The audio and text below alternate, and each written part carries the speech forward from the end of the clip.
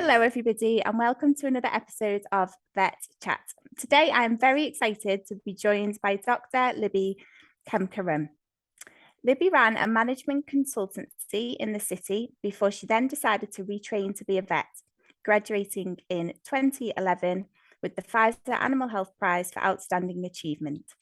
A lifelong student of behavioural psychology and neuroassociative conditioning, she took the opportunity whilst at Cambridge to undertake a degree with a major in behaviour, specifically the neural mechanisms of behaviour. So welcome, Libby. Thanks so much for joining us today. Hello. Nice to be here. Thank you for having me. It's very funny when you hear someone reading your bio, like, I did those things. I definitely I always look forward to these podcasts, but I am being particularly excited for this one. So I'm a human resource graduate. I love psychology, anything to do with psychology. I also recently trained as a flow consultant like yourself. So I'm really looking forward to hearing all the insights. It's so exciting though. And what I love is the fact that the veterinary profession is finally waking up to the big need for us to understand the human animal more. Like, it's so focused when you go through your training as a vet, it's all about the animals, and actually every animal comes with an owner. And so just knowing the medicine side is not enough, and especially these days when there's so much short staffing and there's so much pain in the profession, understanding your humanness and understanding what your flow state is and how to feel good is now becoming vital, in my opinion. So yeah, I'm really excited to be here. Thank you for having me. Oh, pleasure. So how did you go from retraining as a vet and then going back to doing what you're doing now? Well, it was it was one of those funny things where you look back and think, what if I'd done one thing differently that day? But I was working as a vet, and I graduated in 2011. I was so happy being a vet, and I'd done a 3-year at one practice, and then I'd switched to locuming because it served me and my young family life better. And then there was this one day that I was at work quite late and exhausted, and you know when you're sort of leaving after a long day, and you just enjoy that time in the car because it's a break before family life hits you in the face. And so I was leaving the practice, and I just paused to let one of my clients leave before me and sort of waved her out and good night and all that. And that meant that she was ahead of me when we got to the temporary traffic lights at the top of the hill. That meant she went through as the light was turning red, and I got held at the red light. And it was a foggy day. It was November the 2nd, and dark fog in the middle of England. And I was at the top of a long hill, and these were temporary traffic lights that weren't normally there. So the other car coming up behind me didn't know I was going to be there. Smacked into the back of me at full speed. And because I was having that moment's peace and quiet, I had my head turned and I was looking out the window, gazing around whilst listening. I still remember the music that was playing. And at that moment, and because my head was turned C2 to C6 and my neck got compressed, so suddenly I couldn't hold a scalpel, and I couldn't do the vetting that I'd trained so hard for and that I so loved. And so I had to reinvent myself. I tried for a year to carry on vetting, but one day vetting would leave me flat on my back for 3, so it wasn't sustainable. So I had to reinvent. So I went and started. I looked at my old skill set of coaching and training in the city. I looked at my new skill set of vetting, and I put the two together. So I started coaching vets, and originally I started coaching them just in business, just as a practice development coach, and then I shifted that to actually going a bit deeper into the person, into the human behind the practice. And what I learned is so interesting, that there's so much of the veterinary experience is based on the team around you and the team harmony, and how well, you know, it's easy to feel good when you feel good. But when you feel hungry, when you feel tired, when you feel lonely, when you're sad, it's really hard to feel good. And so we've got this huge amount of pain building up in the veterinary industry as people are just continuously, as you know, out of flow. No, absolutely. And that's the main discussion point for today, really, isn't it? How to get your brain into flow and how to be the best version of yourself. Yes. Okay, wonderful. So why do you think it is right now that people are struggling so much and are so unhappy in practice? It's a double header, this one. It's because there's two zeitgeists, if you like, going on. One is this huge shortage that we've got, which means that everyone is being asked to do more. Combine that with the veterinary mentality, which unfortunately is usually wanting to do more. We have this perfect storm where there's more demand being put on people who will rise to that demand at the expense of themselves and at the expense of their mental health and at the expense of them protecting and putting any boundaries around themselves. Because how do you say no when you haven't had a wee in 14 hours and an RTA comes in? What are you supposed to do? And when the resource isn't there, as that good-hearted vet, you just go, okay. And as that good-hearted vet nurse, you go, come on, team. And so the snake is eating itself. Mhm. And so we've got this perfect storm building of a huge problem where, and then couple that with the rise of social media bashing, we're screwed. So it becomes now not a nice to have, but a must have to be in charge of your own mental health. And I'm not talking about resilience here. And this is something I need to really, this is a table thumping bit for me. So forgive me if I go a bit nuts on this, but it's victim blaming to talk about resilience. It's not up to the vet to be more resilient. It's up to the system to change, but that isn't going to happen anytime soon. There's lots of good people doing lots of good work with Mind Matters and Vet Life. There's a lot of support, but that's like continually pulling people out of the river instead of going back up, walk the bank and find out who's thrown them in. And so we need to get better at shaping the system to serve vets. But in the meantime, what do we have to do? We must learn the basic neuro hacks to work with your brain, not against it, because there is this flow state that we can achieve when we're operating at optimum frequency, if you like. Then we get to higher levels of efficiency and we feel better while we're doing it. And that's why I'm so passionate about bringing this technology into the veterinary industry, because it's what I've noticed through my previous careers and work. Other industries use this stuff all the time. It's been mainstream for 20 years. The veterinary industry is just kind of coming around to this behavioural psychology piece and being aware that actually this is essential from vet student, and I'm talking from vet student onward. Okay, Brill. So you touched upon flow. Yes. How would you describe that to other people if people are thinking, oh, I'd like to get into flow? Where did they start? Flow is that glorious feeling when time collapses, when it feels like effortless effort. Flow is like water, so it's like it moves through the path of least resistance. So there's no resistance in your way. So we think of it like electricity, like this wire. If you think about the electricity flowing through a wire, then if you pinch it or if you block it, you alter the current flowing through it. And it's the same with our brain and our electricity. We're electrical beings. And when we are supercharged, when we're in that flow state, it feels glorious. And we know this from watching athletes. So athletes discovered flow state, they call it in the zone. And we love athletes because we can see when the high jump bar moves higher. We've got a quantifiable, a tangible. But it was still sort of thought to be a bit kooky until 15 years ago we developed MRI, functional MRI technology. And suddenly you can see the blood flow changing in people's brains as they think a different thought. And so it's all about starting with your mind and then looking at your body, your somatic responses, because there's this thing, the vagus nerve, that feeds back and forth. And this is from polyvagal theory, which is a very well-researched scientific part. So it's not just woo, is what I'm saying. And 80% of the flow through the vagus nerve comes back upwards from body to brain. So we must look at both. We look at how your brain is feeling and then how your body's responding and feeding back. And both of those we need better deeper understanding of those to get ourselves into flow state. Okay, brilliant. So if you're a vet or a vet nurse in practice, if you're in flow, a sign of that would be the day goes by really quickly, you're really happy and really productive, I guess. Yeah, and it feels easy. So you never feel that spiky feeling of, oh, why are they doing it like that? Because our flow state is also related to our team. So the veterinary team is such an interesting environment. And again, I've worked in other environments, and this is the first one that I've been in where there's such a clear three-way split. You've got vet, you've got nurse, you've got other. And that leads to a certain dynamic, right? That leads to a certain shift in power balances, and people need to feel autonomy. They need to feel that they've got a job they can do that they have mastery of, and they need to feel a common sense of purpose, a common drive towards a shared vision. And so flow state is the feeling that all the huskies are pulling in the same direction, everyone's working together for a shared goal, and they're doing it using their own superpowers. So everyone's got a zone of genius. And I talk in terms of the big cats. The Big Cat Vet Brain has just launched. It's very exciting. And so Tiger's superpower is the clinical, the data. Most vets, 70% of vets are tiger brained. So that's all about that precision.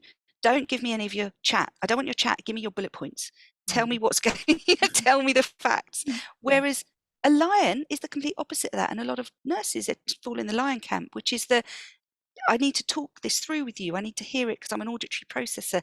Let's talk about what you did at the weekend. So the vet's trying to do the bitch spay and the nurse is chatting away over the top of it. And the vet's like, can you stop talking now? And it's not rude. It's not negative. It's just different brain types and different types of flow state. And so the flow state for a lion brain is very different than the flow state for a tiger. Equally, the cheetah, who's usually the practice principal, the owner, the one with the vision, the one with the drive to set things up, they speak at 100 miles an hour. They're always 70 miles an hour or stop when they're, gunning down the gazelle. And so they're always running after the big ideas, but they forget to see problems until they're on fire. So then there's the leopard who's in control of all the things and all the systems, tapping them on the shoulder going, you said you'd ring Mrs. Jones at 3 o'clock. It's now 4:30.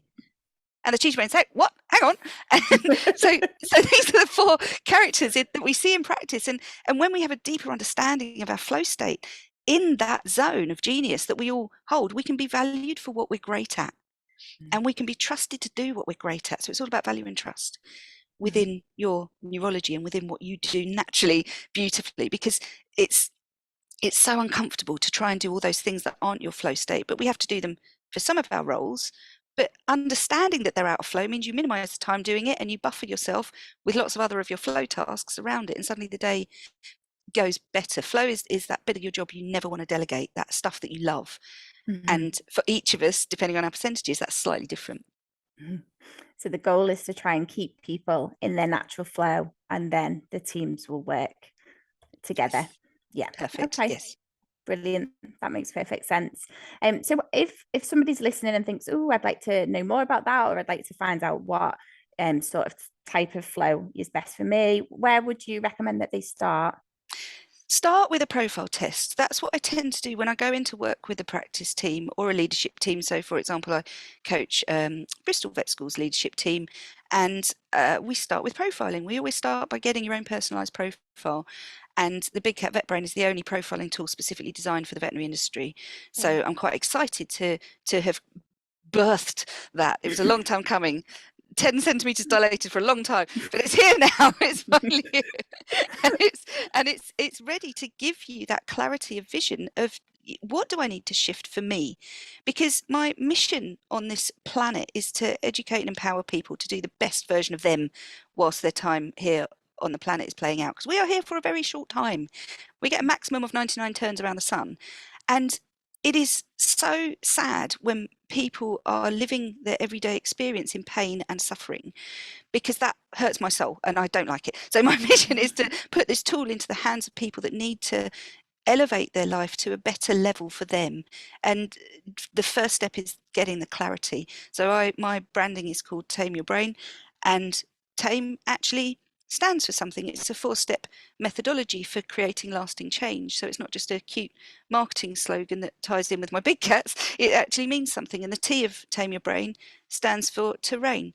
You must know what is the ground beneath my feet, not just the map in your head, because the ground beneath your feet is very different. You can't go to Paris and say, I want to go to the Tour Eiffel without knowing, well, where am I standing right now? If you give your map to a stranger, the first thing they do is say, you are here. So we have to get that you are here pin in the map first. And that's what profiling does. It gives you a roadmap and tells you this is where you are. Now let's walk. Okay, interesting. And is it quite a quick process? 20 minutes. Takes 20 minutes, and it's a series of questions. It's best answered with a glass of wine and not overthinking it too much. because everyone overthinks this massively, but you just go with the answer that you feel is most like you most of the time, and then you get a very accurate readout at the end. But it's really simple. It's all done online. It's all done remotely. You can do it of an evening, 20 minutes, and bang, you get your report immediately. Okay, brilliant. And then what would next steps be for teams to get them all involved? Well, this is exciting. When you start to get a whole team profile, what you can see is where your gaps are. You can see what of the big cats you aren't represented by. Usually there will be several hefty tigers, there'll be a cheetah, there'll be a lion. Sometimes we haven't got a leopard, and the leopard is the one that actually holds everything together. So leopard brains have got this ability to link people to systems. So they own the customer journey. They own the process that wraps around the customer as they walk through the practice. So they're so vital in veterinary. But sometimes we've managed to miss out recruiting one of those. So we're sort of a bit over heavy on the tiger side and a bit over heavy on the lion side, and that means there can be a bit of headless chickening running around without being very effective. And the thing that a leopard does is make things very effective. So we analyze your team grid, and then we work out what you're missing, and then we see who could move into those roles until we find another warm body to take that chair. Then we work out who could do that and still remain in flow, because that's the trick to this. And then we educate and empower the team to keep each other in flow, and that's when things get really exciting. Because suddenly, when it's not just you waking up in the morning going, how can I stay in flow today? But your team members are waking up saying, how can I keep Kathryn in flow today? Suddenly you've got like 20 people looking after your flow state. That's really powerful. But that only comes when everyone understands this game and understands the behavioral psychology around it and understands how powerful it is. And the benefits are huge. Everyone benefits when you've got that set up. So I do group training and I do individual coaching around that, depending on what's needed. Yeah. Brilliant. Sounds great. And if a lot of the teams that you've worked with, if they seen positive impacts from all the coaching and work that they've done with you? Yeah, huge. And it has an impact on bottom line. You know, and that's one of my taglines is change your mind, change your life, and change your income, because it does have an effect. I also partner with the Entrepreneurs Institute, so I work with outside the veterinary industry as well. And this works in every sector. This isn't just a veterinary specific thing, although this tool is veterinary specific. It works in the coaching industry that I'm part of. It works in the entrepreneur industry, and I see other bricks and mortar businesses. Like there's a couple of florists I work with. I've got a couple of property developers, and once you get this aligned, your profits go up. Yeah. Brilliant. And I guess for people who are in teams who are maybe not feeling in flow, is that something that they can work on within their teams to try and get them into flow? Or Yeah, and people struggle with the word flow because it sounds so woo. But if you think about it as electricity in your brain, it makes a lot more sense. And if you think about the wiring and firing, pathways that have wired together fire together. So if you've got a common pathway that you're used to running, it's like software in your brain. Until you upgrade that software very deliberately, you'll keep running those old triggers. So I've got a product on my website that I created specifically for vets called the Stress Solution, which unpacks this in more depth for anyone that wants a short 2-hour masterclass on it. Go and have a look. The Stress Solution was designed because so many people take their worries home with them. You get an angry client, and that burden sits on you, and you go home, and then you take it out on your family, and then you can't. There are techniques that you can shift your wiring, and I go through all these in the Stress Solution, because I think that's one of the biggest gifts you can give yourself, is how to discharge that electricity at the end of the working day so that it doesn't impact your family life. Because again, this is my life is short principle, but you go home to that family, you want to spend time with that family, or your hobbies or your social life, if you're not covered in children like I am, but you want to actually not carry the burdens of all of the things that have happened in your day into that next part of your life, because we're not just born to work, we should live as well. Absolutely. And that it's so difficult to be present, isn't it, in the moment with family and friends, if you are thinking about the day you've just had. Yeah, very much. Brilliant. Is there any other, and we are getting close to the end of our time already, but is there any other sort of takeaway messages or anything you'd like to share with our listeners? Well, this is a predominantly female industry, and I do want to make the point that whilst this stuff works for both sexes, it actually has a hugely beneficial effect on female empowerment, because there is always this feeling as a female in business, as a female in the working world, of, especially if you've got young kids, of always being in the wrong place at the wrong time, and always somehow compromising yourself. When you're at work, you feel like you should be with your kids. When you're with the kids, you're worrying about stuff at work. And the release for me, when I learned about flow state and when I learned how to switch my brain on and switch it off, God, that was huge. And I'm a big advocate. I spoke at BSAVA this year with a fabulous stream set up by Poppy Bristow on the female voice and the female empowerment theme of, how can we ensure that females are getting the most out of these jobs that we're working in. And honestly, neurocoaching and flow state has been one of the biggest breakthroughs for me. So I would urge everyone to just think about looking into this. Even if you just get your profile at this stage, it's such a gift to yourself to then live a higher quality of life, because life is short. Don't waste it being miserable. Mm-hmm. Thanks, Libby. No, absolutely. I mean, we at the Webinar Vet, we do a similar type of tool, and we recruit using profiling tools, So powerful right from the start. And hopefully the team would agree that it has really helped us as a business as well, to really work together and get the best out of each other and have happy teams in work. So I find it hugely beneficial as well. When you use it from recruitment onwards, so that everyone comes in knowing, that's such a great strategy. And obviously Anthony's one of those cheetah brains that we talked about earlier with the vision to have plugged that into his business. I do the same, and most of my retainer clients do the same, where we profile everyone as they come in the door, and it just becomes a normal part of language. Yeah, absolutely. I find it so beneficial for the team around me as well to understand how to get the best out of them. So yeah, I completely agree with everything you're saying, and I couldn't recommend it enough either. So where should people go to find out more about all the work that you're doing with this? You can type in my ridiculous surname because it's so unusual. There is only one of me. And so Kemkaran.com is my website. Tame Your Brain is my brand. So if you type that in as well, that comes up too. I also have the Veterinary Entrepreneur Training Club Facebook group for those that want to go into their own side hustle, their own business. I've been doing that for a couple of years, helping those that want to escape the profession or just earn extra income. So that's there as well. But the quickest way is just to drop me a line, Libby@Kemkaran.com. Wonderful. Oh, that's brilliant. Thank you so much, Libby, for giving up your time being here today. Thank you, Kathryn. All Such a right. pleasure. Take care. Thank you. Bye. Bye. Bye.